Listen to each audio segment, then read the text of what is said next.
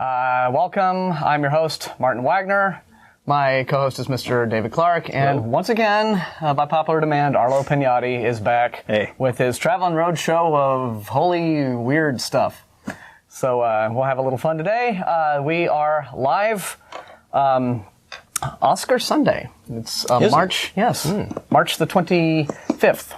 So we should be expecting Megiddo and to take a sweep of the Oscars. Right. Actually, it's my 24th. Okay, that's right. You know what was fun that I read on a different movie site was that apparently they got panned at the Christian Oscars. The Christians have their own movie awards. Oh, and great! I have some Christian movies that I hope I'll get to also. But they nominate like mainstream movies, right? That they think are wholesome, and they give them like little wholesomeness prizes or something. But they don't even choose their own, the Trinity Broadcasting. They're that bad. The two big Christian movies of 2001, which were Left Behind and Megiddo, were shut out. They weren't even nominated for anything. They weren't even nominated for their own awards. And they gave awards to stuff like Princess Diaries and Lord of the Rings and Spy Kids and stuff like that. And this year we have Mr. T in Judgment, the Supreme Court versus the Supreme Being. That's the caption for it. Well, we'll get to the movies in a minute here, but sorry, I can't help myself. Yeah, see, we can't hold back. We just go right into it. This is a live show sponsored by Atheist Community of Austin, a non-profit educational gang of goofballs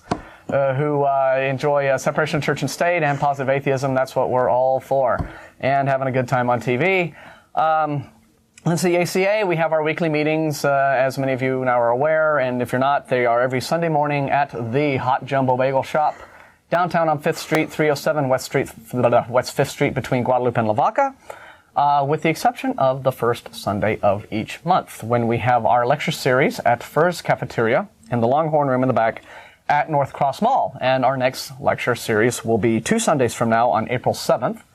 And our speaker will be Dave Garlock, who is a UT journalism professor, who will be speaking to us on Pulitzer Prize-winning stories and other things pertaining, I guess, to the journalistic field. That should be very interesting.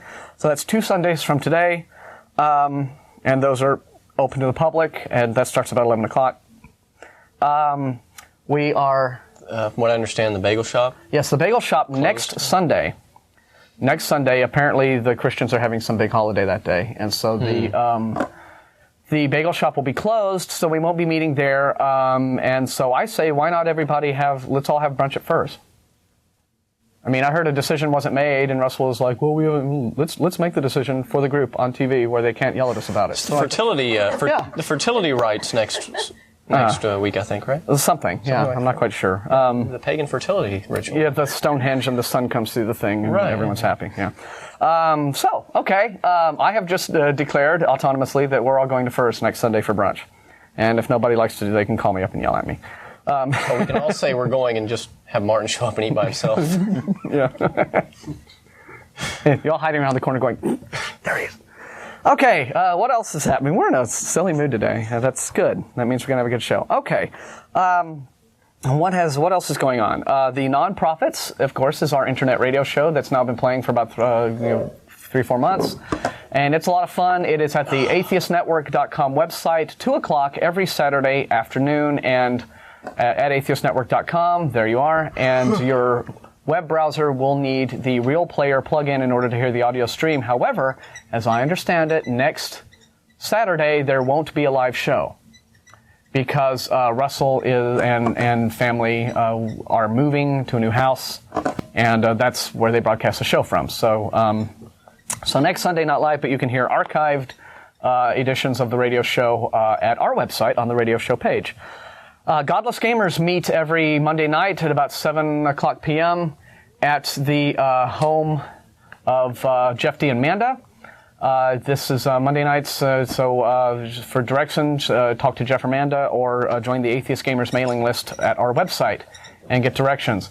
Happy Hour, ACA Happy Hour, takes place now Thursday nights at Antonio's Tex-Mex, which is near the intersection of 183 and I-35. I went for the very first time on you just led this last week. And it's like, boy, what have I been missing? I used to go ages ago when we had it at a different location, and then I just quit going. But so that was tons of fun. So let's see. Apparently, we have scheduled a thing on April the 13th, which I think is a Saturday. Apparently, the ACA is planning a little trip to the Austin Children's Museum. Just sort of spend a nice weekend celebrating reality, as Manda put it. I think Manda's the one who got the idea to do this. And so that'll be a Saturday thing that's going on the 13th. I think that ought to be a nice trip. I've never been to that. Never been to the Children's Museum. So once they have a lot of children there on display, or if the idea is you bring children to the museum, we'll and you leave them there. Yes, we'll find out. American child on display. See what I say? We're just in a goofy mood. Okay, yesterday was there was a rally, sort of a grassroots democracy, pro-democracy rally called the Rolling Thunder Rally.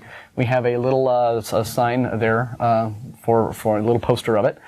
And it had all kinds of celebrity speakers. Documentary filmmaker Michael Moore was there, as well as who else? Granny D. Mm-hmm. The activist. 92-year-old woman walked across the country for campaign finance reform. Okay, Granny D, who I'm told is a 92-year-old woman who walked across the country to make a statement about campaign finance reform.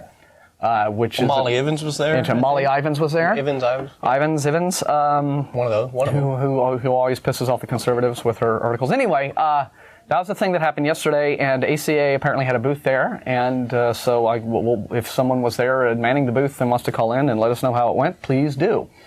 But this is just another way in which ACA is doing outreach to the community at large. We've done similar things before, and so I think we'll keep doing them because they're fun.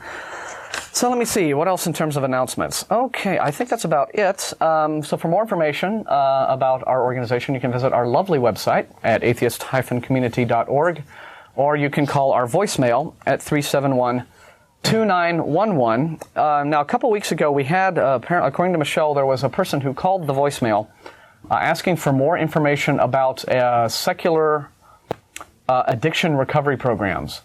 And we've talked about rational recovery on the show a couple times, and he was wanting some information on some more.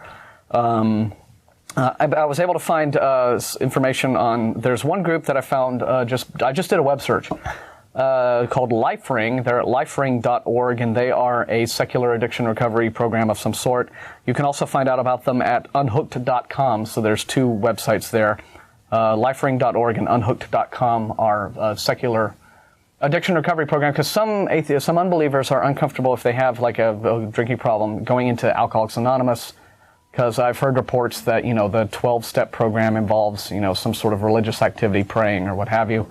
Although we've had people call the show say that they went through AA and they didn't have to do anything of religious nature, so I don't know. But if you're nervous about AA, well, there are alternatives to AA out there. Also on the secularhumanism.org website, I saw a reference to another group called SOAR, which is, I guess, the Secular Organization of Addiction Recovery. But I couldn't find any sort of homepage for them as an individual group, so I don't know anything at all about them. I just saw a mention there. So there's a little more information out for you out there, and of course we always offer our best wishes to anybody who's going through that difficult process. So let me see. A couple things I meant to promote last week really quickly, didn't get around to them. There's, this is a big week for magazines. We have a Free Inquiry, which for all I know has been out for a few months. New Skeptical Inquirer has been out a couple weeks. New Skeptic magazine's been out a couple weeks. These are always a fun, very entertaining and informative reading. I have a subscription to Skeptic. I love that. Yeah, it's great, isn't it? So just some fun new issues of new magazines out there of atheist and skeptical interest. And last thing I wanted to mention was, just in terms of announcements before going to the news, there is an online petition, for what good these things do. They probably don't do a whole lot of literal good at all in terms of getting decisions made, but it's a good way to express your opinions on a subject. And there's a petition out there about Ohio seems to be now the current state in which the creationists are firing their salvos at trying to infiltrate school science curriculum. And so there's a petition online, encouraging the Ohio State Board of Education to, make the proper decision and reject creationism as it's not the least bit scientific, and maintain solid scientific science teaching standards. And that is at www. Then there's a URL. We'll put that up on the screen and leave it there for a few seconds so people can copy it down. It's at www.petitiononline.com. facebook.com/IDKnow. And there's that. Last I checked, there were close to 3,000 signatures. And so, including many from science, not only from scientists and academics and atheists, but I saw a lot of signatures on there from Christians as well. They're saying, this stuff is bad theology and it's not scientific. So, a good cross-section of people. I said, these petitions don't necessarily do anything. I mean, the Board of Education isn't going to, make its policy based upon what an online petition says. But these are ways that people can, show their numbers and say, hey, we're out here and we feel this way about this. And so in that regard, they're not exactly to be dismissed. So, all right, there we are. So I think that's all the announcements I have, except to say that we don't know if we're going to be on next Sunday. See, I always can find a new one. The next Sunday will be the 5th Sunday in March, and usually when there is a 5th Sunday, they like to not have live shows and, well, it's not that. It's that they schedule you by computer, and so they just automatically, if you have a weekly live show, they set you up for 4 a month. And so if there's a 5th Sunday, you have to request the time slot. And Russell hasn't gotten around to that yet, so we all need to crack the whip on him and get him to do crack, Russell, crack. And fortunately, I can't tell you whether or not we'll be on next Sunday, so the best I can say is tune in at 4:30 and you'll find out if we're live. But if not, the Sunday after that, we will be on, but we'll only be on at 5. We'll be on from 5 to 6 on April the 7th, because apparently what's happening is there is a show being piped in through, I guess, through a feed or something. Apparently it's about something to do with the Mormon Church and some conference they're having. Yeah. So we may talk about the Mormon Church on the show that day, but they'll be preempting us for our first half hour. So on April 7th, we'll only have an hour-long show, much to our deep chagrin. But hey, what can you do? All right. I think I can shut up now, and we'll go to the news, and then we'll back to Arlo for more fun Christian product placement. Not only Christian, though. And others. Yeah, and other equal opportunity offenders here. Yeah. Okay. Okay. Well, we're kind of going to cut it short on the news this week so that we can get to Arlo's interesting items. So we have just a couple, 2-3 news stories. You were talking about the creationism, so let me start with that one. Okay. Yeah. It's coming out of England. The Bishop of Oxford fueled the row over creationism in state-funded schools by accusing teachers who promote anti-evolutionary theories of bringing Christianity into disrepute. So this is the Bishop of Oxford. Yeah, and a lot of other, I've got some quotes in here. Saying in an unusually outspoken statement for a senior Church of England clergyman, the Right Reverend Richard Harries said he was saddened that Christians should oppose evolution, which, quote, far from undermining faith, deepens it. The debate broke out after The Guardian revealed last week that the teachers at a state-funded Gateshead school are promoting creationist ideas.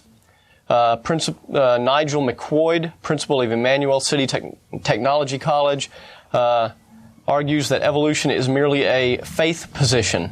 And he's the principal? The principal, right. I think somebody should have an education before they become a principal of a school. That's right. Yeah. Well, it's, historians of science note how quickly, this is from the Right Reverend Harries again. Mm-hmm. Historians of science note how quickly the late Victorian Christian public accepted evolution. It is therefore quite extraordinary that 140 years later, after so much evidence has accumulated, that a school in Gateshead is opposing evolutionary theory on alleged biblical grounds. Do some people really think that the worldwide scientific community is engaged in a massive conspiracy to hoodwink the rest of us? Yes, they do. They do. That is a big element of creationist literature, is that there is this horrible evil science conspiracy among what they call the scientific priesthood to suppress their, of course, brilliant, ideas. Now, overlooking the fact that the reason creationism isn't science is because it has no predictive power. You cannot make predictions. It doesn't offer any theory that is testable, and so, right there, that sort of disqualifies it from... you're being a little picky, I think. Well, gee, all right. The Reverend Arthur Peacock, a winner of the Templeton Prize for Progress in Religion, said that creationism is bad religion and false science. And another one that was interesting, the Reverend Ursula Schoen, the secretary of the Society for Ordained Scientists, said she was alarmed to learn that teachers were promoting creationism, and said to call science a faith position is to misuse the term faith. And the term science. And one more, last one. Sir John Polkinghorne, the physicist turned Church of England clergyman, said, if creationists are trying to serve the God of truth, they should not fear truth from whatever source it comes, and it certainly comes from science. Yes. Well, they're a lot more level-headed over there. Yeah, about that this was kind of thing. But it's a cultural war. That's what creationists are concerned about. It's not really so much about scientific knowledge. The way they see, and this is the line that has been plugged by guys like Philip Johnson, is they think they're in a culture war, okay? Because they have bought into this idea, and we hear it from so many of our callers, that without religion, you can't have any sort of a moral society. And so if evolution is true, we all just kind of came from the pond slime, then there's really no reason to be a moral being, and we're all just animals, so we all just ought to be savage animals and not care about anything. Which is, of course, completely stupid, all right? I mean, for one thing, however it is that we ended up getting here, right? Okay, I mean, if we know, even if we knew for certain that we didn't come from some magical source, some big invisible man in the sky snapping his divine fingers and making us out of, just his thoughts, okay? And mud and clay and stuff, yeah. But, the fact, however we got here, okay, the fact is, our lives matter to us, okay? And even if they only matter to us because we say they do, but that's enough. I mean, we are the ones who make those decisions, and life matters because if there's no afterlife, okay, if there's no divine reward, okay, and this life is the only one we have, then it's the only life that can possibly matter. Therefore, it does, okay? And this is what gets me about the religious outlook on life is that the religious outlook on life is the one that says this life is worthless. And it says the claim is this life is worthless unless there's another life you get to have after this one where you get a payoff. Right. According to the religious mindset, this is not really their home, the earth, and this is they don't belong here. They need belong with God. Well, I consider that, and I don't consider that a viewpoint that really has respect for or enhances in any way life. I think that's it's very anti-life, very life-defeating, obviously. And not only, and the Christians aren't the only ones who have this. I for a long time had this. I was engaged in this email exchange with this lady who believes in ghosts and spirits and past lives and stuff like this. And talking about all of the past lives she's had and the reincarnation. And what I tried to tell her is, look, what you're doing is you're categorizing these spirits as human beings are just host organisms for these kind of spiritual, entities that possess us, and then we die and they leave and they go on to another one. So it's like the spiritual equivalent of some guy who just goes out to a club every night and picks up some chick and bangs her and then kicks her out the door. It's like it's not a very life enhancing. What's it like Dax on Star Trek? She had the little thing living in her, and I don't know. Anyway. Yeah, but that doesn't sound to me like a belief system that makes me seem like my life is worth something. It's like, oh, you're just using me. You're just housed in me until this body dies, and then you go on and be somebody else in a few hundred years. Whole thing about it's just very, very cheapening anti-life belief, I think. I mean, many religious people and so-called spiritual people, they play the role of the devil to atheists because they don't like it that we're living a moral life, and many times they try to convince us that we should be killing people and we should be drinking and doing drugs. Many of my Christian friends who drink like a fish, they're always trying to talk me into drinking. They're like, oh, come on, you're an atheist, you do it. And it's like, what are you, the devil? They're trying to tempt me. They should be careful if they're trying to convince us to do bad things because we may start with them. Yeah. No, but we're moral people, so it just wouldn't even occur to us, would it? Damn rationality that keeps me. Well, I can remember when I was an adolescent. I was in 8th grade, right? And I was attending the Baptist church, and the girl who was like the star soloist in the youth choir. Okay, in her 9th grade year, she got knocked up, right, by her boyfriend, and she was known as this, chick who went out and partied and drank, every Friday night and was doing, so there's this whole idea that, you attach yourself to a religion and you're automatically morally superior to everyone, just as false. And we see this repeatedly. We see this in, this whole church priest, molestation scandal thing. We see it with that, be in religion. People always say you got to have religion in order to know how to behave. And clearly, having religion in your life isn't a thing that makes you behave. There's certain things taught in religion I think are, don't only keep you from doing bad things, but they make you do bad things. I mean, I'm right now, and I do word processing for a living, and I'm not in a position to talk about my clients, but just to vaguely mention, I am typesetting some prison Christian poetry. Holy cow. And many of these people are in prison time and time again. Their youth pastors are teaching them that, you do wrong, but, it's okay. You're sinful by nature. It happens. There's no way to stop it, but just give your heart to Jesus. Jesus will forgive and forgive. He'll always be there for you. And, and they write about this, and I think that can be harmful. What is it? Because what is that? Because you always know, well, in the future, if you start to slip, and then with that mindset, if you start to lose faith, then it is, with that premise, then it is bad to lose your faith, because you think, you don't do horrible things, and then you come back to it, and you're like, but what is that? What is that telling them, though? What it's telling them is that, okay, you can't help the way you are, so all you have to do is give your heart to Jesus, and you'll be forgiven. What they're getting is a moral blank check. They're basically saying, okay, they're more than that. They're getting a moral credit card with unlimited credit that the bills are paid every month by daddy. And they can just pretty much go and do whatever they want, but as long as they've given their heart to Jesus, they can pray, ask forgiveness, and they're fine. It's very common to run into people. It doesn't give them any basis to not want to do that. In fact, it tells them they can't help do that because they're naturally evil. But there are many people that will say, though, when you give your loyalty to oath to Christ, Christ will work through you and make you do good. But then it's people making judgments off of whims. I mean, you have any thought that pops in your head, you think, is this God or is this the devil? I mean, lots of people write about the devil, too. That's also something to blame to evade responsibility. Yeah. The devil made. But is the devil more powerful than God? I don't think any Christian would say yes. So how can the devil be out there thwarting God's will if God's more powerful than he is? See, it makes no sense. Anyway, well, there we go. We can take these things and run with them. What else do we have? We have something about Scientology. Oh, boy.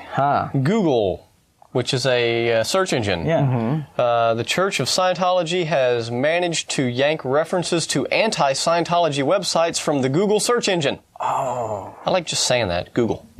Citing the controversial Digital Millennium Copyright Act, Scientology lawyers are claiming that Google may no longer include anti-Scientology sites that allegedly infringe upon the church's intellectual property.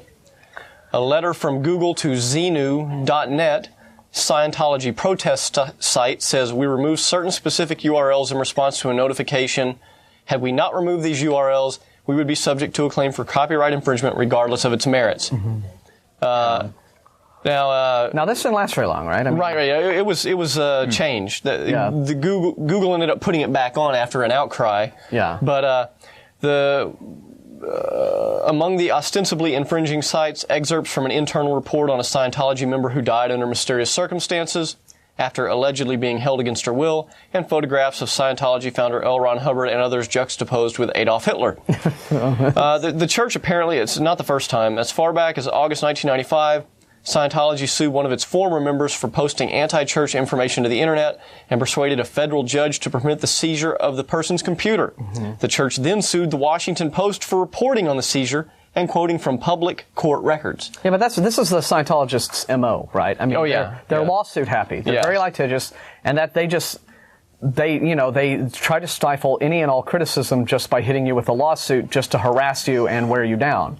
But that's their whole MO, which should tell you something about what kind of group they are and how hostile they are to, freedom of expression or free thought or open debate or criticism or anything like that.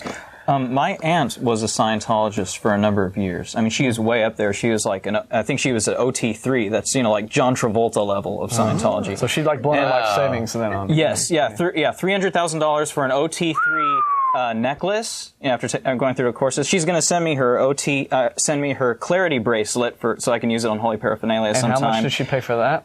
We can't mention price. Well, we're not. Yeah. Just to make sure we're adhering to the rules here. I say it's a 5-digit number. At the cable access. So we're not quoting these in any sort of advertising context, but this is their trick, right? I mean, Scientology is a religion where you buy your way up the ladder, and it becomes rapaciously expensive the more you go. And I guess the reason they don't like Xenu.net is because Xenu.net is revealing what you get, when you've blown $500,000. The secret knowledge. Yeah. In the, some vault underground in California. So because I've learned a lot about this from my aunt, because she's now, she's away from that now, fortunately, and it just took some very horrible things to happen to her to get her separated from these people. Yeah. But I wanted to mention that the search on the computers in the Scientology centers, they censor their own search engines in there, so you can't look up this stuff. And it's interesting that in a Scientology building, you're prevented from finding out about Scientology. You have to use computers outside. Well, they want you to pay for it. Yeah. Exactly.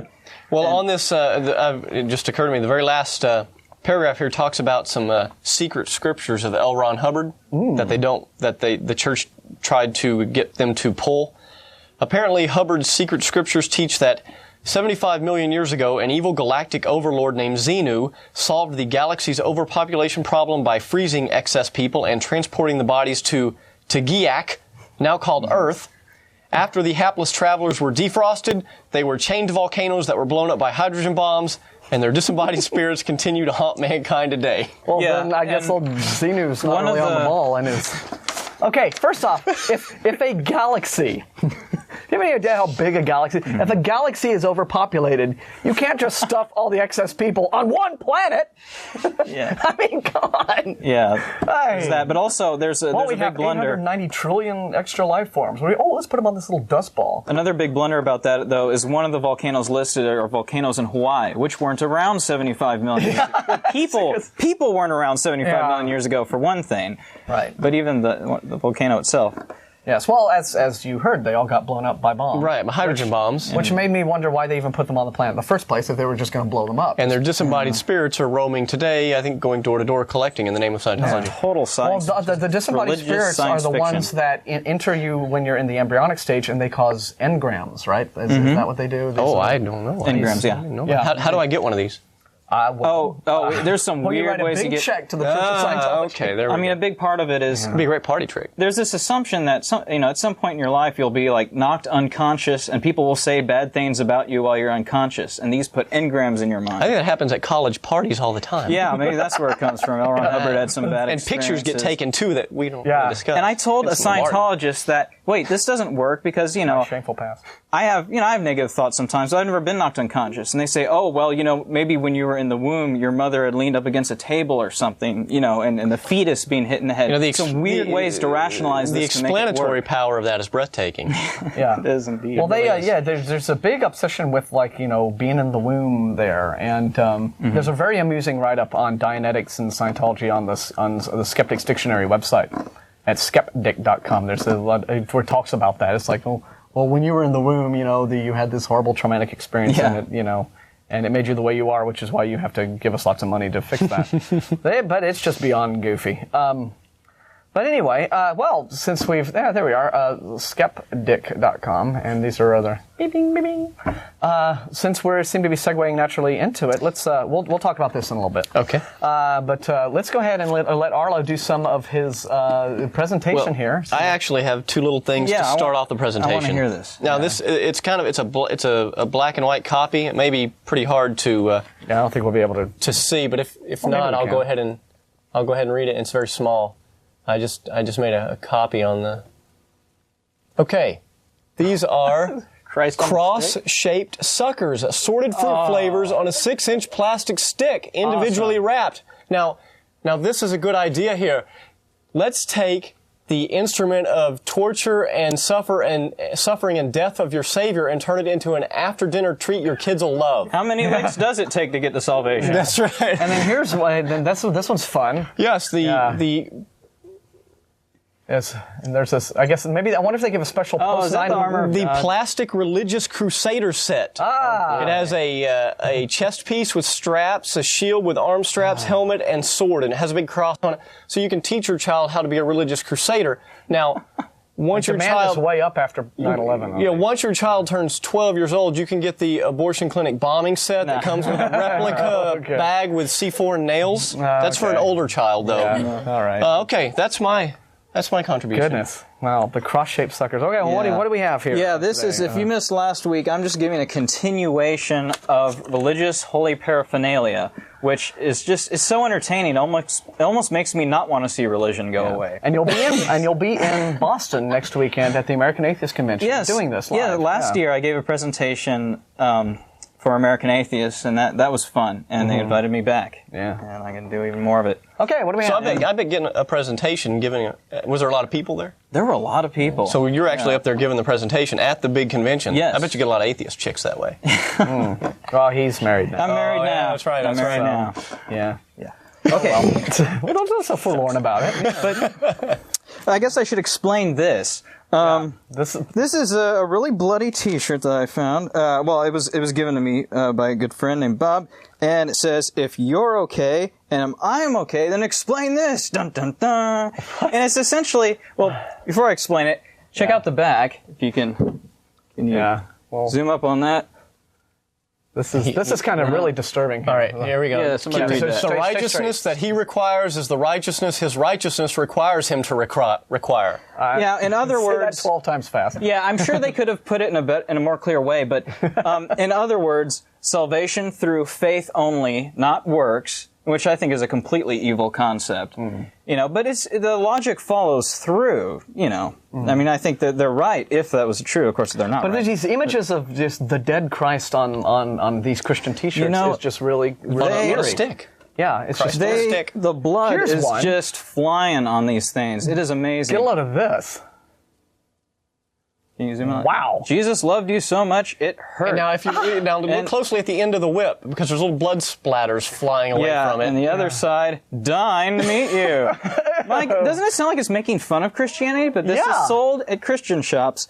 And my friend Bob who gave me this, he said he'd wear these in public sometimes, and people would just come up to him, put their hand on his shoulder, and give him a thumbs up and say, "Great shirt, man." And he would say, "No, it's not. It's disgusting."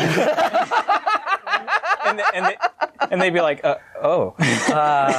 But it's indeed a perfect example of a blood cult. Yeah, bathe me in the blood of the Lamb. And, and again, these are the people who raise a hue and cry whenever there's like a Marilyn Manson T-shirt, with some bloody image, or and that's just Ozzy. like abstract. Kids wearing those, Yeah, they're the ones preaching their skin's going to get burned off in hell, and that's real. Just strange. And, this whole idea of salvation through your loyalty oath through Jesus and not by works, I mean, gosh, this means not just I'm going to hell, my sweet little old grandmother's going to hell, my mother's going to hell, my father, who's Muslim, is going to hell. And what it also just means? everybody. Well, y'all deserve it, though. It means... Yeah, that does not just... Yeah. It means that a multiple serial killer who has a jailhouse conversion goes to heaven. There's tracts about that that I showed at last year's Holy So again, it doesn't matter what kind of person you are. It's just join the club and you've got your ticket. And that's not healthy. I don't think morality is going to come from this. Because morality is about consequences to actions and, adjusting your behavior based upon what the consequences of your actions are. And Christians always claim that non-religious morality can't exist because it says there's no consequences to actions. But that's not true. In religious morality, what you get is, as it said in that tract that you were typing up in word processing, look, you can't help the way you are. You're naturally sinful. That's the way it is. So you can't help what you do. So just give your heart to Jesus and you're forgiven and you go to heaven and it's okay anyway. That's not offering any consequences to your actions. That's not holding people accountable. It's just saying, well, it's a scapegoat. It's a moral credit card with unlimited credit is all it is. And as an atheist, I feel so sorry at this concept of Jesus. Poor Jesus being, whipped for... I mean, some people believe Jesus suffers on and on as sins happen, even till today. Some people believe this. And so, you tell a child he steals a cookie from a cookie jar, Jesus is going to get one of those, lashes. And that's creepy. Horrifying. I'm sorry. I just can't... That's not just... Ick. Yeah. Well, what else do we have? Well, I got more than just Christian stuff, a few more Christian stuff to dig through, more Christian clothing, like, good old Jesus sheep ties. You see lots of things with Jesus picking up the sheep, but I think it's ridiculous. A shepherd does not pick up the sheep one by one. Jesus was a terrible shepherd. You heard, I've been to Ireland. Not a very good shepherd. I've been to Ireland. You herd the sheep. You don't pick them up. Dogs and and lots of artists, even since Jesus was a little Shirley Temple, he was just picking up the sheep. There he is, picking up the sheep, taking them into the house. There's your Jesus sheep plate. There he may have had a special relationship with his sheep. Let's not go there. There he has a sheep. Thank you. That's We now are going to get 90 obscene phone calls today. And there's a sheep perched on his shoulder like he were a pirate. And I have a little eye patch on the sheep. That would be perfect. And for the love of God, this is for your special lamb chop dinner. There. For the love of God, don't forget the Jesus sheep miniskirt. Jesus sheep miniskirt. Yoinks in a way. And does that leave the belly button on? So this is like Britney Spears' thing she wears when she converts. Is the Jesus sheep miniskirt with the little midriff bearing top there? Yeah, cute. Oh, and there we go. Powerpuff God girls. And this shirt, it says, "I am Satan's worst nightmare." Ooh, that's scaring Satan. And I love this. If I saw Satan, I'd poke him in the eye. Well, that'll show him. Yeah. Or, like this good holy shirt, you could piss on his head. What? It's a Christian holding a Bible, standing on Satan, peeing on his head, and it says, "He who is in you is greater than who is in the world." In other words, piss on Satan's head. I don't make the connection either. Wait a minute. Are you sure? Are we sure that this isn't some kind of sick It's not a parody? joke. This is not a joke. It's on youthpastor.com, I believe. And they have scatological humor. And that's I was talking about that site last time, that their slogan is Christian t-shirts that don't make you look stupid. And so a guy urinating on urination cartoons. It's pretty crude. It's pretty dirty, but Jesus was a pretty dirty guy, apparently. Look at that. Touched by the Savior. Touched by the Savior, and what a greasy Savior he is. There's a joke here about the the Catholic priests. And what's the band that's got the Jesus Built My Hot Rod ministry? Yeah. He was a carpenter on earth, but in heaven, apparently, he's an auto mechanic. An auto mechanic, yeah. And this is silly. They circle the hand here. See, this is what we're talking about. I don't get that. Yeah, why? Yeah, there's like a big hand and a little hand. Oh, fun on the beach. Jesus loves you footprint sandals. The ultimate footprint in the sand. Well, they have to make the poem come true, and since Jesus can't leave any footprints, they're going to do it for him. Yeah, and it's been thoroughly tested by Christian Youth Gains. They're there. And what are we looking at here? This is from their website, just showing that each one's tested. Showing that. And also on the pile of sand for you. On the website, they have you can sport them in your cubicle. It's not just for the beach. And this is on there. I can't make sense of that. That's actually on the website though. Just these no two joke. stick figure humans models. wearing those. Yeah. Yeah. And then you got other assortments like, your Jesus watch, your Jesus good old country time belt buckle. And this is something called the Jesus stick. It's a walking stick that every time it taps on the ground, it plays Christian songs. Like Jesus songs. Like you're not going to get tired of that after a few blocks. Yeah. It'd drive you crazy. You'll crawl home. And then there's the Liars Go to Hell tote bag. It's pretty blunt. Oh, Revelations 21:8. Wow. And then this, which is weird, some psychic shops sell this. It's God's Magic Sapphire. Okay. It's and I'm quoting from the advertisement. God's magic sapphire sends forth divine heavenly energies, making it impossible for any evil to enter your home. So I guess it's like some kind of security system. Oh, for your I house. see. Someone will slip on it or something. I don't know. So it goes off then when like a window gets jammed or something. Yeah. The flying faith disc. Okay. It's a glow in the it's a frisbee with glow in the dark scripture on it. Okay. Flying faith disc. Show off your faith and catch the eye of every passerby. Like anyone's gonna be able to read that. Yeah, when it's soon through the air, you're going, oh, well, my goodness. Yeah, look what that says. That's profound. Yeah. And show off your faith. Come on, is that ever against what Jesus supposedly spoke of? That's totally against his. Yeah, you're not supposed to make public of your faith. You're supposed to go in the closet. Do not do like the hypocrites that's a Pharisee flying saucer. Yeah, that would be it. Yeah. Pharisee Do not use be that. like the hypocrites. And You know what I love is plush Christian toys. These are fun. You got a blue Moses bear, the Apostle Polly panda, which preaches about. You squeeze him and he preaches about the Apostle Paul, and then this thing called the Ten Commandments bluebird. I mean, imagine if you didn't know what that was. You pick it up, you squeeze it, and it's all, "Thou shalt not covet thy neighbor's wife." It's just weird. Now, does the I mean, what's a Tweety Bird voice? I can't do it. I don't know. does the Apostle Paul bear like demean women when you push on it? I thought I told an atheist. And then this, I did see an atheist. this little thing is called the Nativity Bear. There's all these weird nativity sets where Jesus is some I kind can't of even animal. tell what that is. It's so small. It's a bear. Okay, well, So there we Jesus, are. Jesus was a bear. It looks like a nativity pile of rags. It looks, or some petrified rock or something. I guess we just can't make out the sculpture. It's so. Nativity For bear. your lawn, we have Santa Claus bowing in reverence to the Lord baby Jesus. That's actually This is a response to that South Park cartoon, isn't it? No, this Christmas- has been around for years. Okay. They also have plastic glow-in-the-dark nativity scenes where you have Santa Claus involved with it. Ironic. would you like this year, little boy? Oh, dear. And Precious Moments, I'm sure many of you have heard of these Precious Moments. They're little figurines. Actually, yes, I have heard of those. I had a Precious Moments Bible when I was a child. Oh, yeah. Yeah. I used to another. work at a place here in town, very briefly, that sold it was this local attempt at doing some sort of home shopping network thing. So they had a really bad business plan and they went out of business. But they had a lot of Precious Moments figurines. They had these crystal eggs that you would get that had scriptures attached to them. They sold all sorts of goofy, wacky Christian memorabilia, including this wall clock that had a 3D Last Supper image that was so amazingly garish. I immediately thought I have of a you. 3D Last Supper image. Yeah, so It's awesome. Jesus in 3D. yeah, but yes, I have heard of the Precious Moments stuff. So what we have a little elephant there. This is an elephant with a little present on it that says "To Jesus," and boy, is this symbolic of the Republican faith nation. Isn't that perfect for it? That should be their new mascot. Yeah.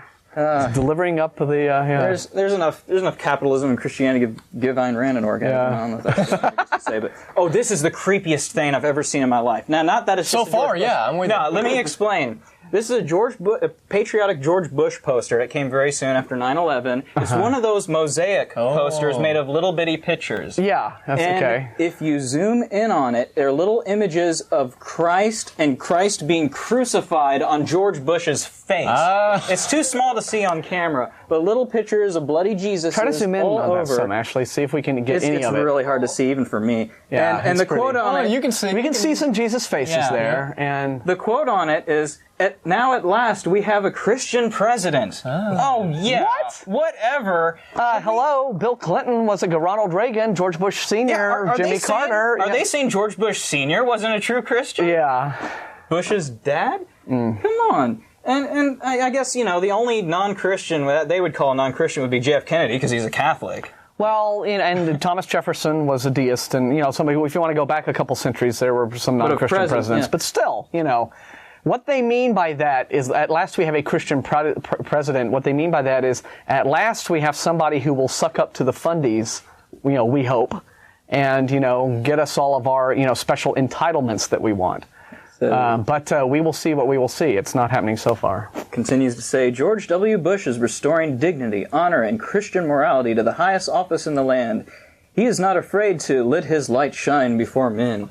Really idolizing Bush here. I'm not even going to get started on that. Yeah, Talk about George Bush and morality. I could go on a whole show. And what's going on the other side of the world? Let's look at some Islamic paraphernalia. There Let's do. are online Islamic makeup shops, and they only sell eyeliner. I wonder why.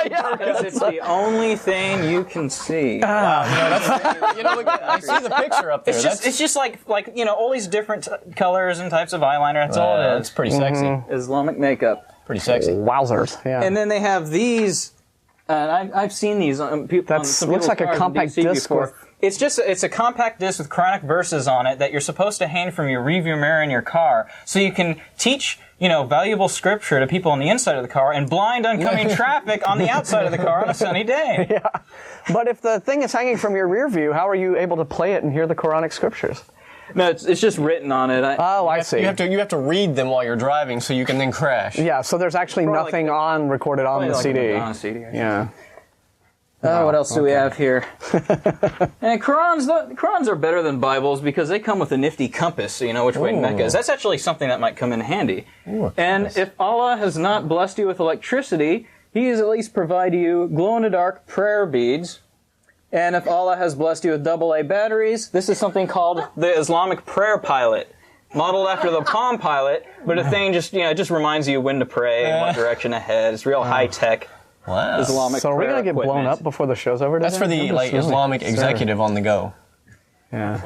Other electronic Islamic paraphernalia includes these little electronic mosques that remind you when to pray. They give the call to prayer in like the Stephen Hawking sounding voice. Oh, so they actually have the prayer coming out over the thing. Yeah. Like Yeah, 5 times a day. Ah. And now to continue. I'm trying to envision an Islamic Stephen Hawking in Arabic saying it's time to pray. Well, no, they look like nifty little, models of the mosques. I mean, if you had an electric train set or something, that might be kind of a goofy little prop to There's have a in nice there. octagonic feng shui shape to it. Yeah. Okay, more electronic paraphernalia by Scientologists. Oh, joy. It's the e-meter sold on eBay, which the Scientologists are upset about that. There's imitation e-meters on eBay. Wow. But they work just as well as the real ones, right? Yeah, that's right. I mean, well, none of this crap works. It's total the joke, pseudoscience. All right, this is, the advertisement reads, this is an e-meter, Hubbard electropsychometer, a crude lie detector used by Scientologist auditors, counselors, to examine a person's mental state. Scientologists claim the device allows people to see a thought.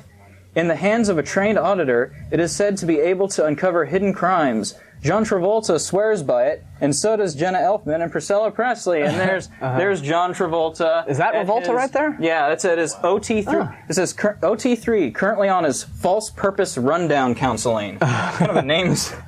Well, it didn't advise him against acting in Swordfish, I'll tell you that. And there's Priscilla Presley. And there's right. See, and now the thing now, correct me if I'm wrong, right? But these celebrity Scientologists, right? Now I know they court them to give Scientology some credibility with the public, but people like Travolta and Priscilla and the celebs and the movie stars, they don't have to shell out the hundreds of thousands that just Joe Blow off the street has to in order to get to your little OC3 level.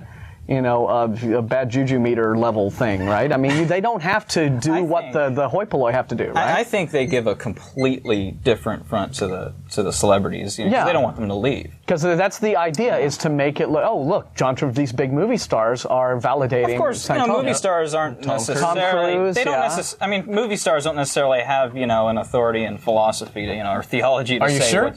I mean, I thought we did everything movie stars said. But check this out. It's very shrewd of Scientology to latch onto that because we have a culture of celebrity worship. And so if Tom Cruise is part of this, then Tom Cruise's fans might think, Wait, this isn't wacky enough. Let me continue. Oh, okay. See, it even works on a tomato. Huh? That's L. Ron Hubbard himself auditing the thoughts of a tomato. Scientologists claim that even vegetables have feelings and thoughts, and even a vegetable can have an engram if it's bruised. The Star Tabloid reads, Travolta uses it every day.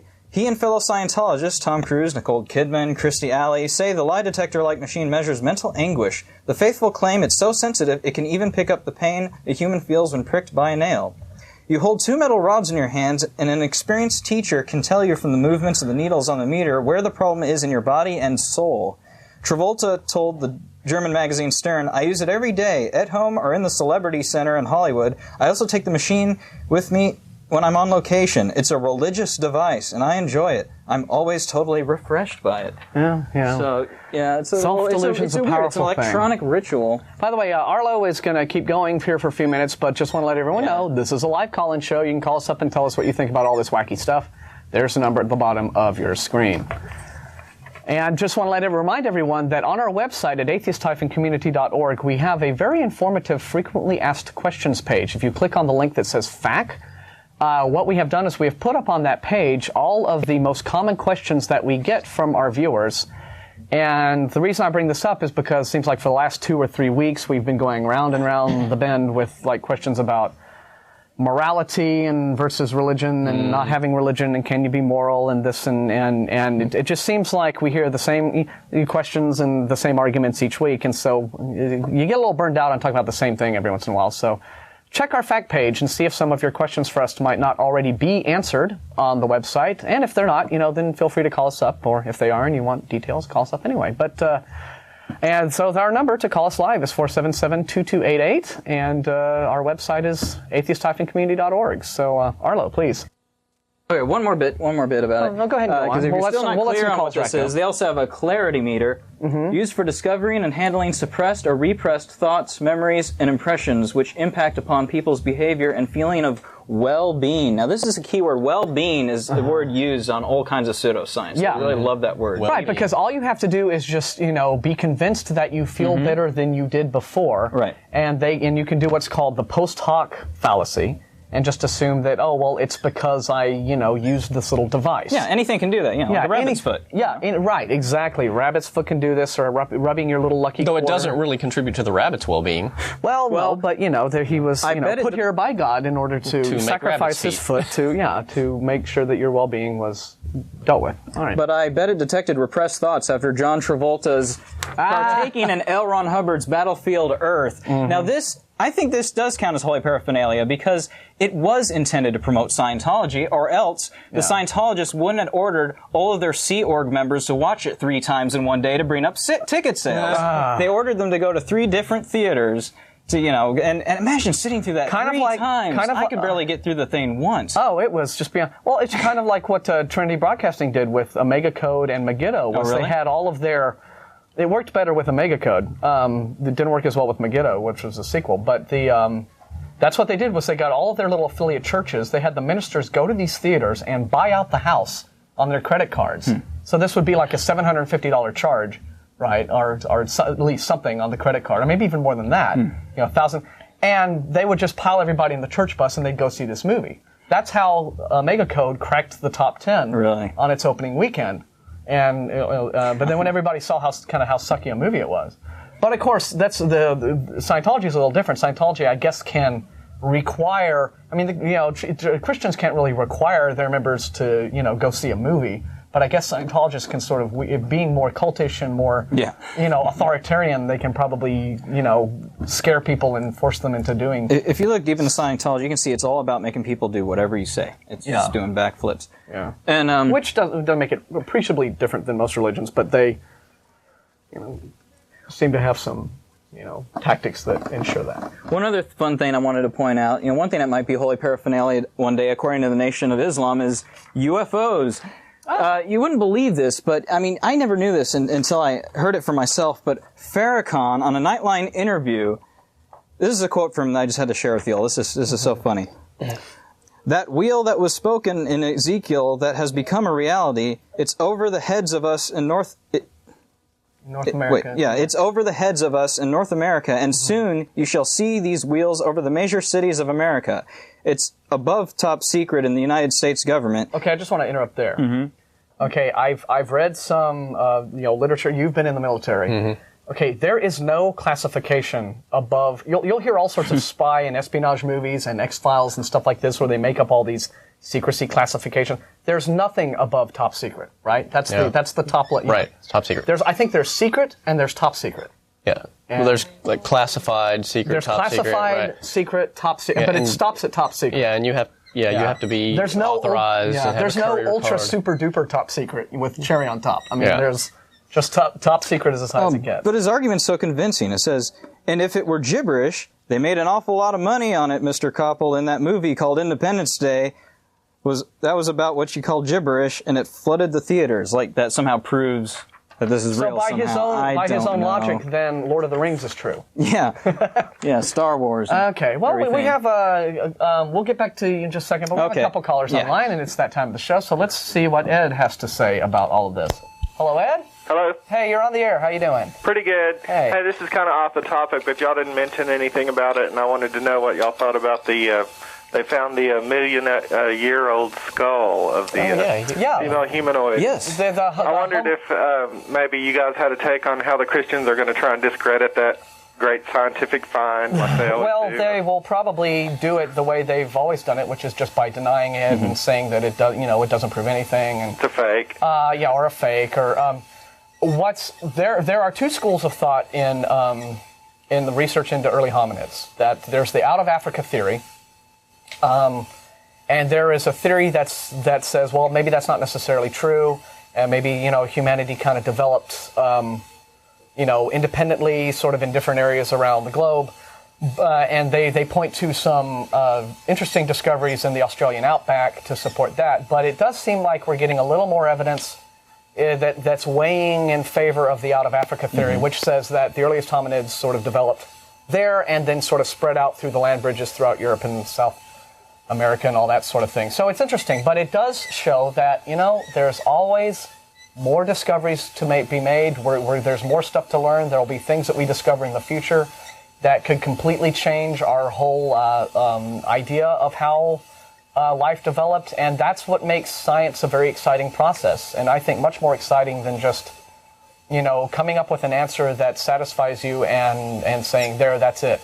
And Christian creationist books, till this day, always point out to a couple of hoaxed fossils back in the 50s, that weren't even ever accepted by the scientific community. Well, they were like in a that circus that you paid a nickel to see. Yeah, well, the one that I know of that was the hoaxed fossil was Piltdown Man. Mm-hmm. And then about 100 or so, almost 100 years ago, there was a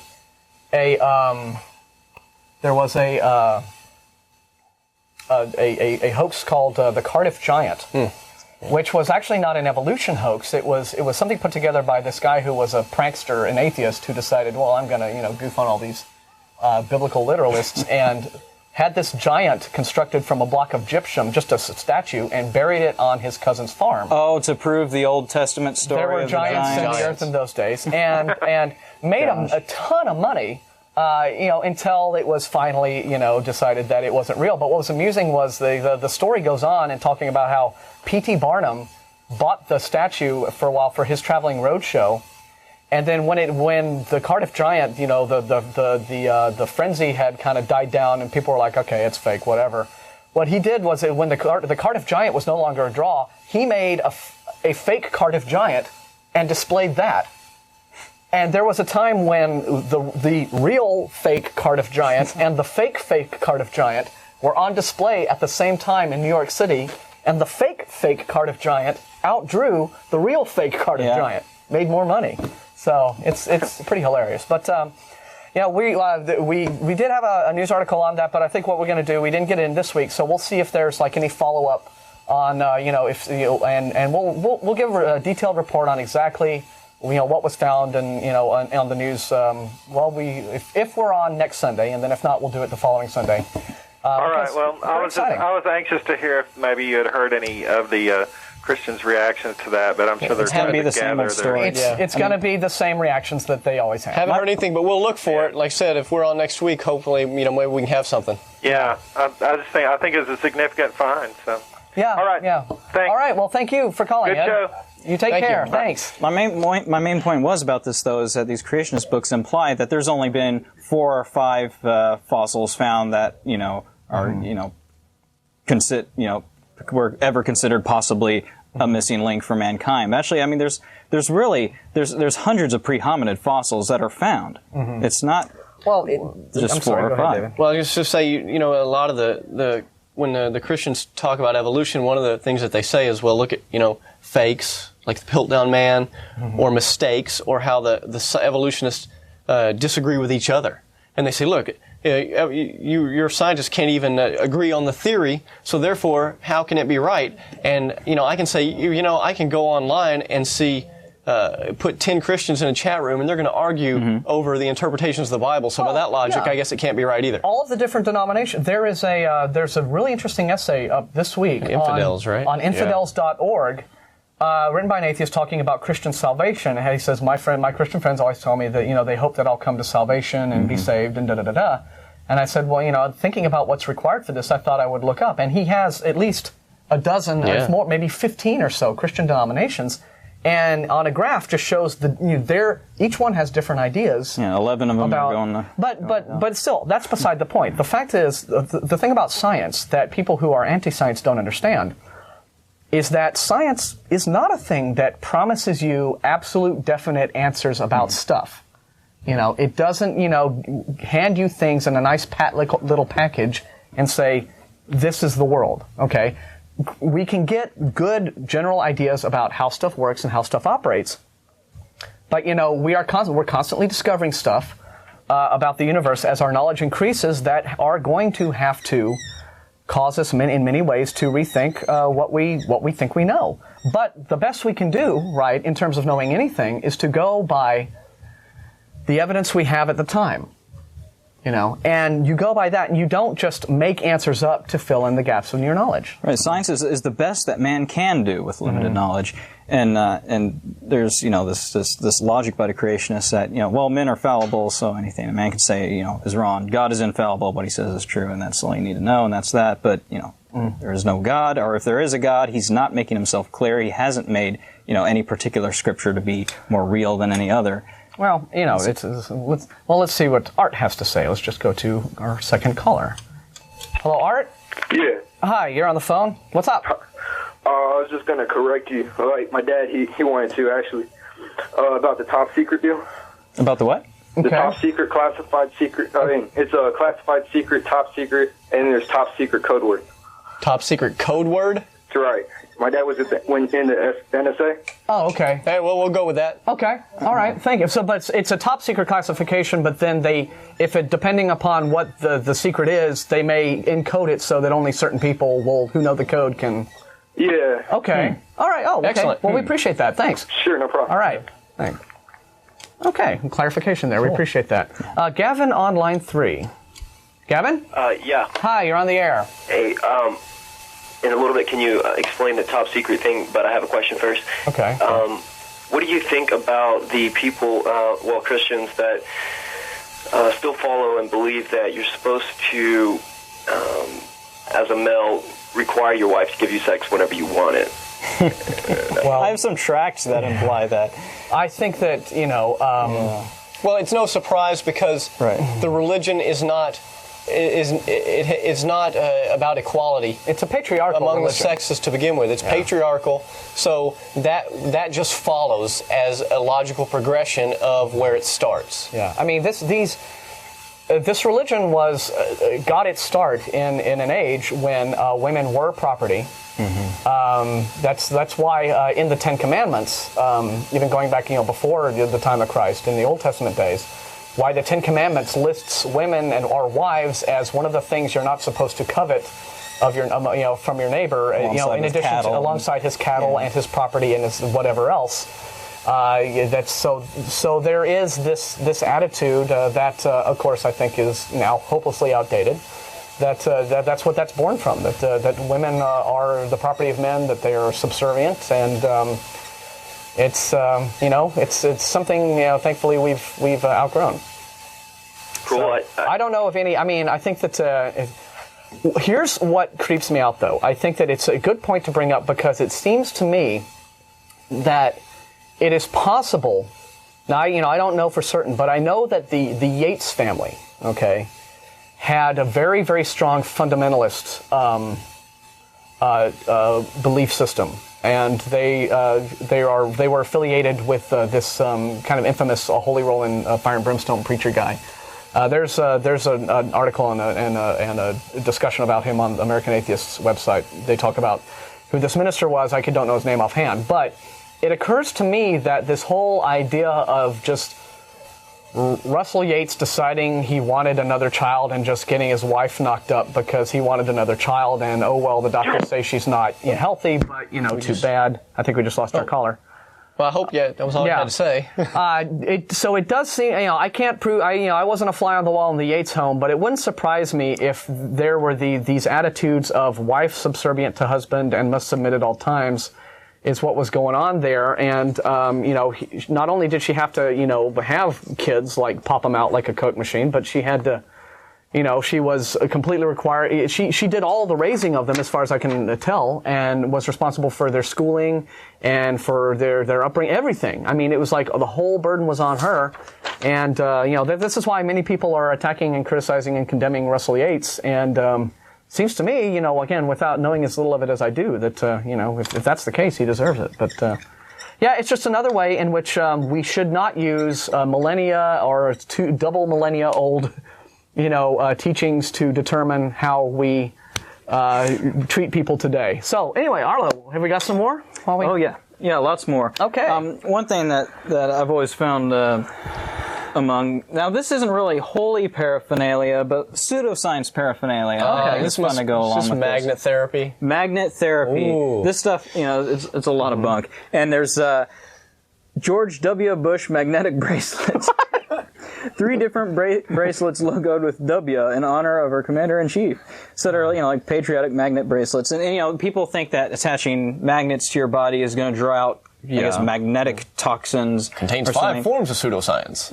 or it will warp your aura somehow. You have this aura, and it has, if your aura is dented, you need to get that dent out with a energy magnet. Field or something. And it's completely nuts. Beautiful demonstration on Discovery Science Channel has at the end of some of their shows this little 3-minute Skeptical Inquirer segment, sponsored by the magazine with William B. Davis from X-Files. hosting it, and he had like one of these little magnetic pads that you buy, I guess that you're supposed to like sit on or put on your bed or something if you have back problems. And he held it up, and he held a paper clip, attached to it, so it holds the magnet there, so it's a magnet. And then he took the paper clip off, and he had 3 sheets of typing paper, and put that up against the magnet, and the paper clip wouldn't adhere. So it's like, if this magnet isn't strong enough to attract through 3 sheets of typing paper, it's not going to go through your skin and bone. Yeah. So there you go. I mean, that's how you can test these things. Well, it's that easy. That's very nice. And a piece of jewelry and a garish. I mean, I'm sure it's very popular with pimps, but I mean, it's I don't know if.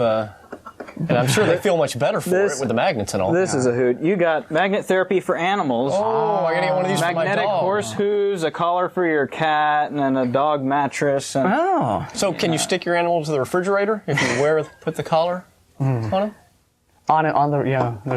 Use them as a Post-it note or something. This guy, Alex Chu, makes this.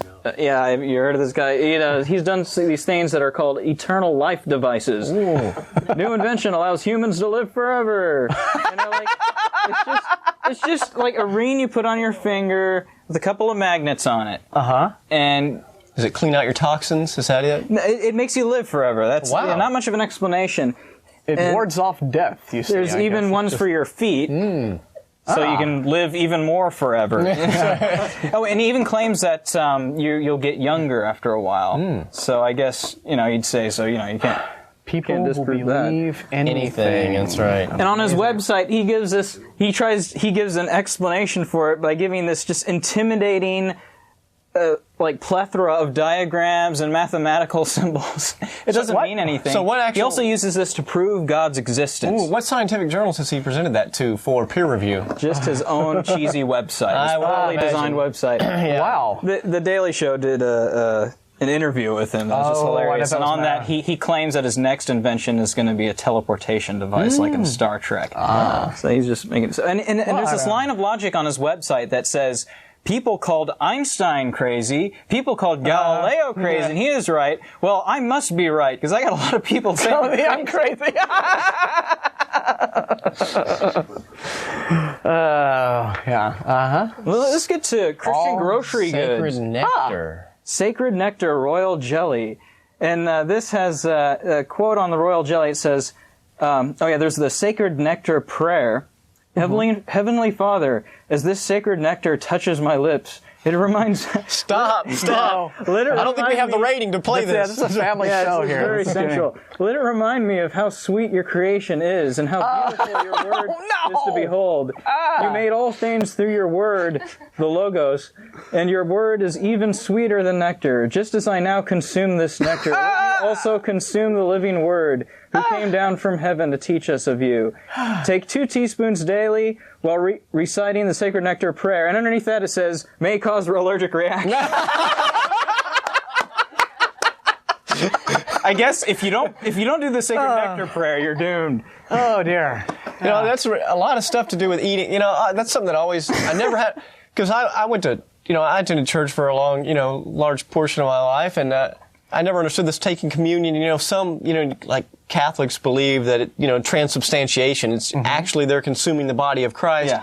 And then after church, they all go out to lunch, and I'm thinking, if I just ate Christ, I'd be stuffed.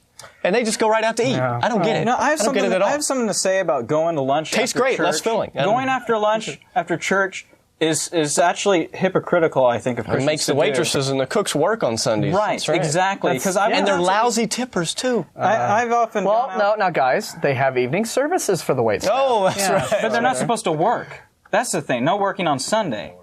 That's what I mean. That's right. Remember the Sabbath day and keep they're supporting it. They're supporting sin by going out to eat at Red Lobster and eating deep fried abominations. But then they wait outside. Lobster and shrimp. They eat and they wait outside and then stone the waitresses as they come out. Good point. You're right. Because if you are illiterate, remember the Sabbath day, keep it holy. One thing but then wouldn't feeding the faithful be part of supporting the holy thing? I mean, it seems like they could come up with any sort of way to respond to you there. Yeah.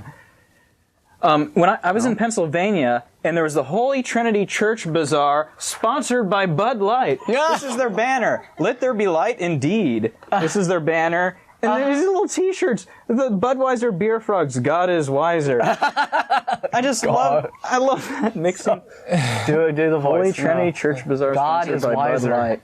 And you know, this just goes to show again that religion and particularly Christian T-shirts and paraphernalia can't do anything original. Well, they copy popular culture. Right. Well, first off, American Christianity particularly is very consumerist because that's the culture we have. But I was thinking about this just before the show today. Like, you take Christian entertainment is different from secular entertainment or the arts, shall I say? Because because when people become Christian, they lose their talent. Well, it's not that. It's not that. I mean, I'm sure there's many talented Christians out there. But it's that the secular entertainment, that's not held to any sort of creed, is about the mouse. And that sound isn't anyone squeezing a kitten. Yeah, folks. That's right. They probably can't hear it anyway. Yeah. But secular entertainment is about an artist's, or the arts is about an artist's self-expression, right? And if you have any sort of religious entertainment, like Christian entertainment, well, what's the point of that? The point is to advertise Christianity. It's evangelizing. The idea is you want people to hear this, and if they're already believers, it makes them feel good about being believers, and if they're not, you hope that it will persuade them, or convert them. There's a lot of Islamic media and entertainment out there. There's like an Islamic version of Sesame Street I saw that was pretty funny. Wow. And then there's Islamic gangster rap. That was when I was in D.C. There was like this Islamic rap fest that was going on. Well, that makes sense with all the Louis Farrakhan and his people. But just like the Christian rap I talked about once on the show, there's lots of cussing and talk about doing hoes and stuff. All the same stuff that you see. If you can stand to do it, it would be nice to actually have examples of that on the show. Of course, that might involve buying a CD, which could just go against all that's sane and healthy in the world. But it would be amusing to actually get one of these Christian hip-hop gangster rap CDs. Yeah, Jesus Got My Back with a Gap. That's one of the songs. With a gap? I wrote down like a top 10 Christian song titles. Jesus Got Gap is slang for a gun. No, well, gap is slang for a gun. Or gap. So maybe it's gap. Sorry, yeah. gap. Or gap. So Jesus is packing heat, and he's got your wow. See, that's weird. It's creepy. Yeah, it is. Very weird. But you're right. What they do imitate. They see what's popular in popular culture. And then, in order to attract secular audiences, they do their religious entertainment in that style, so that it will appeal to people, and then they'll deliver But it's all about advertising the faith, as opposed to just somebody expressing themselves in their own way. Which is why you get these TBN. Their Christian movies are actually these very violent PG-13 rated action movies with stuff blowing up and guys with machine guns, because that's what presumably people go to they'll see Arnold Schwarzenegger doing it, so that's what we have to put in our movies. And then after all sorts of war and mayhem and death, we throw some scriptures up on the screen and everyone's safe. They're saying this is going to be real. That's the difference. But it's amazing how many Christians I have heard who just loathe Trinity Broadcasting and their movies. Yeah. It's like, this isn't Christian stuff. This is appalling. It's horrible. This stuff is embarrassing to many Christians, of course. Which is why they're shut out of their own award ceremony. But anyway, well, let's see what Courtney has to say about all this. Yeah. Hello, Courtney? Hey. Hi, you're on TV. What's up? I was just thinking that God is wiser thing is about the funniest thing I've ever seen in my life. Yeah, I pay money for this stuff. I'm supporting it. I feel guilty about that. I wanted to know where you got that from. Actually, I want to. Well, we can't say. Yeah. There's lots of places. Let me tell you, there's dozens of places. And, really? You can probably go. There's Christian internet websites, search engine stores. Yeah. Who knows what? Oh, okay. Yeah, they're everywhere. Any sort of Christian site will have, like most other websites, some sort of product page. All right, and I was just wondering, have you guys ever? I was watching this thing on one of these cable access shows about Mormons and how their belief got started, they came to the part about Jesus, and apparently Jesus had 3 wives. Like Mary Magdalene, Mary something or other. I didn't know that. Yeah, I was watching this thing about like the just like their beliefs, and I don't know, it was just really weird. Have you guys ever come across a cartoon Mormon? Well, I've ever seen movie. Orgasmo, yeah. I had a chat with. There's a couple Mormon these guys on bikes who go around and do their door-to-door thing, and I actually had an occasion to talk to a couple of those guys. And they seemed like nice enough fellas, which sort of made me just sad that they were out kind of doing this, because it was a hot summer day and they were in their slacks and their button-down shirts with their ties. riding around on bicycles in 170 Smartly dressed. Well, I didn't meet these guys, but some 107 degrees outside. people are nice, but they're nice in like a very fakeish, glossy-eyed way that kind of creeps me out. There's two kinds of nice. There's sincere nice, and there's I'm trying to convert you nice. Yeah. And I think I can tell the difference. Yeah. Well, we're gonna probably in 2 weeks' time. We're gonna have a few things to. We're gonna give some information out about the Mormon Church. I guess specifically just because they're preempting the first half hour of our show in 2 weeks. Yeah. So we'll investigate. Well, I have an interesting article from an issue of Free Thought Today, which is a letter, which is in the newsletter of the Freedom from Religion Foundation, talking about a Mormon woman whose experiences in her church in a Mormon marriage, and what she endured and went through before sort of escaping from that whole life.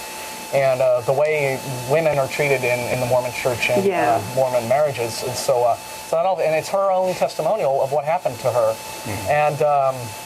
and I actually got a copy of the Book of Mormon, their little gospel from these two guys. So we'll have some amusing things to talk about, I'm sure. I'll be looking forward to that. Yeah, in 2 weeks' time. So. Anything else you want to talk about? Thank you very much. Hey, thanks for calling, Courtney. Nice to hear from you. And again, just to remind all of our friendly neighborhood atheists at home and in the Peanut Gallery, bagel shop meetings Sunday mornings at Hot Jumbo Bagels downtown, except for the first Sunday of each month, which we have at Fur's Cafeteria. And I think maybe I have decreed now that next week we'll maybe be having brunch at Fur's Cafeteria because the bagel shop will be closed for some holiday that's coming up. So we'll be doing that, and also the Atheist Happy Hour, which takes place Thursday evenings at Antonio's Tex-Mex at the intersection of I-35 and 183, Highway 183. That's a very fun evening sort of get-together. So if you're an unbeliever, please come to those if you'd like to meet other unbelievers. Okay. It looks like we have Jenna Bush online too, I think. Well, maybe it's not her. Let's not. Okay. So just Jenna for now until we determine the. That would be awesome if it were Jenna. Yeah, wouldn't it be nice? Sort of like a. That's a good WWJD T-shirt to have. What would Jenna drink? Yes, that's right. That's my yeah. Okay. Hello there. Hi, Jenna. Hello. Hi. How are you? I'm very good. How about yourself? We're cutting up and having a good time. What can we do for you? You were last week with all the gum chewing and all. Oh, yeah, no gum. It's a little different than usual. I've been watching you guys for about, 6 weeks. Okay. And you've really made me think a lot about my own beliefs in Christianity. Oh. And such. So I have provoking thought, I think, is the best thing we can do. That's all we want to do. People should think. Yeah. So I've been a little fearful, though, and if there's nothing to believe in, then where are we? I would disagree with that. Just in sense of just because you don't have a religious belief system doesn't mean you have nothing to believe in. Mm-hmm. For example, people ask me what I believe in. I tell them things like I believe in human dignity. I believe in people having equal rights, the right to, life, liberty, the pursuit of happiness, the right to be treated fairly and with dignity. There are all sorts of philosophies that you can encompass, and religion has, made humanism a dirty word. But I just like to read a couple of quotes. I can't do the whole thing, of course, it's too long. But this magazine, Free Inquiry, is put out by an organization called the Council for Secular Humanism. And they have what they call a statement of principles. And they say things like, we are committed to the application of reason and science to the understanding of the universe and to the solving of human problems. We deplore efforts to denigrate human intelligence to seek to explain the world in supernatural terms and to look outside nature for salvation. We believe in an open and pluralistic society and that democracy is the best guarantee of protecting human rights from authoritarian elites and repressive majorities. We believe in optimism rather than pessimism, hope rather than despair, learning in the place of dogma, truth instead of ignorance, joy rather than guilt or sin, tolerance in the place of fear, love instead of hatred, compassion over selfishness, beauty instead of ugliness, and reason rather than blind faith or irrationality. and we believe in the fullest realization of the best and noblest that we're capable of as human beings. And I think that's very nicely put. And so it shows that even if you don't have supernatural beliefs or beliefs in some sort of all-powerful deity, it doesn't mean that you have sacrificed everything. It doesn't mean that you're a rudderless boat spinning in circles. It is maybe in some ways it's a tougher way to have an outlook on life, because I can understand that many religions do encourage the whole idea that without this there's really nothing, and it's more difficult then, because when you are thinking for yourself, you've got to come up with, you don't have a quick thing to fall back on in terms of a comforting belief system. You do have to sort of work through problems. But I think that's a very character-building sort of thing. It can be tough because a lot of people have been given false promises their whole lives. Mm-hmm. But as a non-theist, not only can you have philosophy in life, but you have an entire world beneath your feet. You have an entire universe you're in, and fellow mankind. And I mean, there's a lot that you have. You don't lose anything by it unless.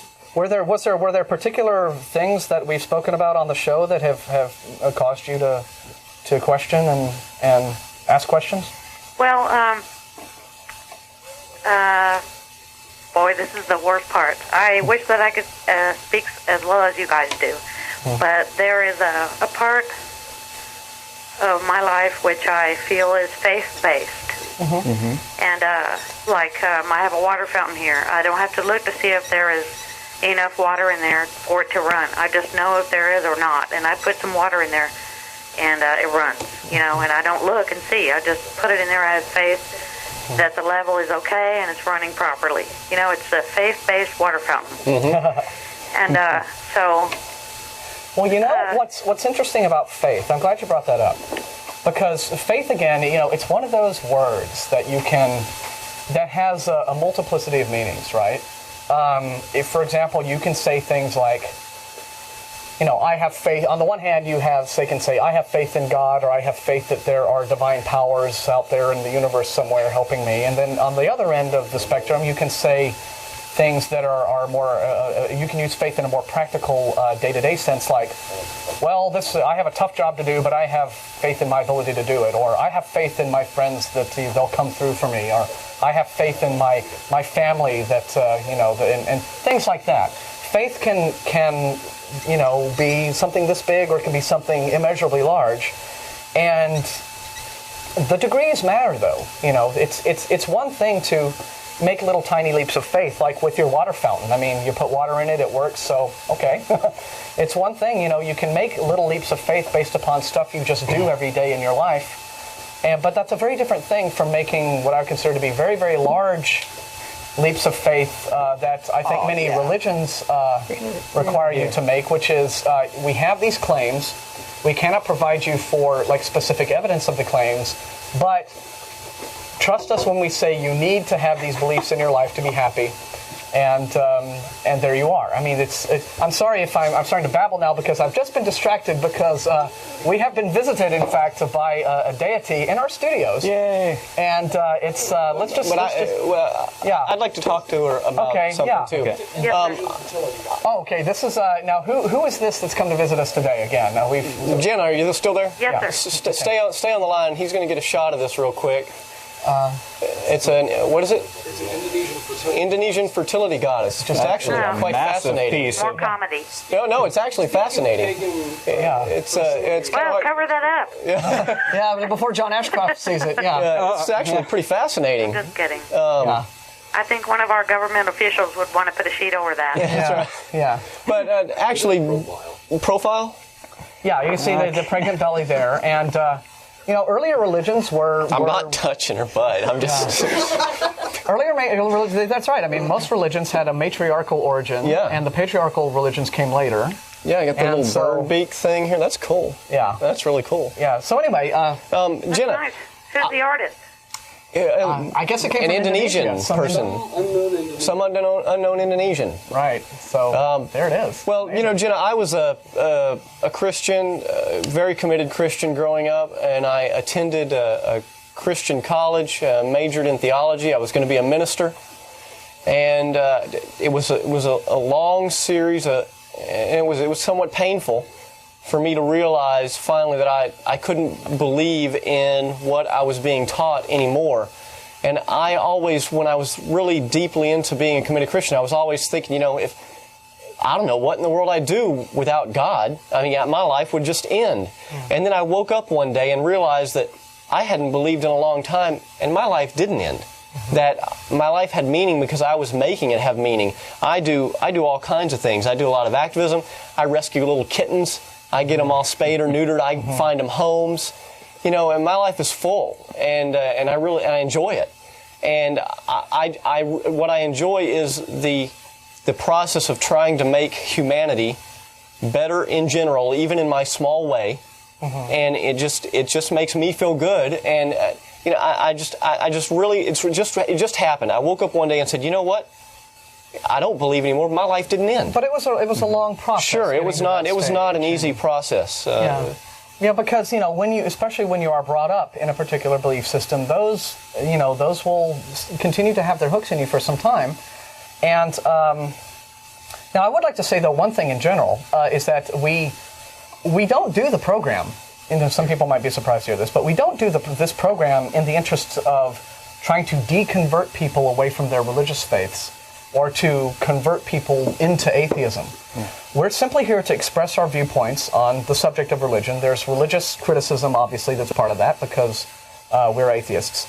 But if you're listening to some of the things that we have said and it's causing you to have some doubts, I'm not going to sit here and go, woohoo, way to go, but I am going to say, please feel free, if you have any more questions about things, to ask those questions. Don't be afraid to ask the questions. Call us up whenever you like and challenge us on things. Talk to, because I'm sure you have many other Christian friends, and talk to them and try to get their answers on certain subjects. And in the end, let it be your decision as to which direction you want your life to take. And that, I think, just the ability to think freely is, the greatest, the thing, that's the greatest part of the human experience to me. Yeah. Hello? Yeah, go ahead. We're still here. I have Christian friends and family, and I've told them that I've been watching you guys for about 6 weeks, and I said you guys had a lot of good points, and I, without speaking a lot about, everything that you said, what you said, and I've told them what you said. They said, don't listen to those guys. Just turn them off. Don't listen to them. They're completely blacked out to any other idea besides faith. Faith. And that's all that I heard. And I said, but I'm going to call these guys up, and I'm going to say something, at least ask them something about, what do you think about where we came from? Where did the first cell of life come from? What is, what's the deal? I mean, and they said, well, they're just, they completely turn you off. Yeah, it's a shame. Our former host of this show, a guy named Jeff D., who hosts a radio show now, the nonprofits on the internet, has parents who are Methodist ministers, and quite often talks about the continuing conflict that he has with them. And he has often spoken of the fact that his parents have this enormous library of religious texts, and yet not a single book on atheism. So they won't even they're very reluctant to even allow themselves to at least read what it is that atheists think about stuff. And the most recent problem, Jeff described his mother sending him this Christian book for Christmas, and Jeff called her up and expressed some disapproval about this, and they had a conversation on the phone. The upshot of which was that Jeff got her to agree to read an atheist book he would send her in kind of exchange of ideas, right?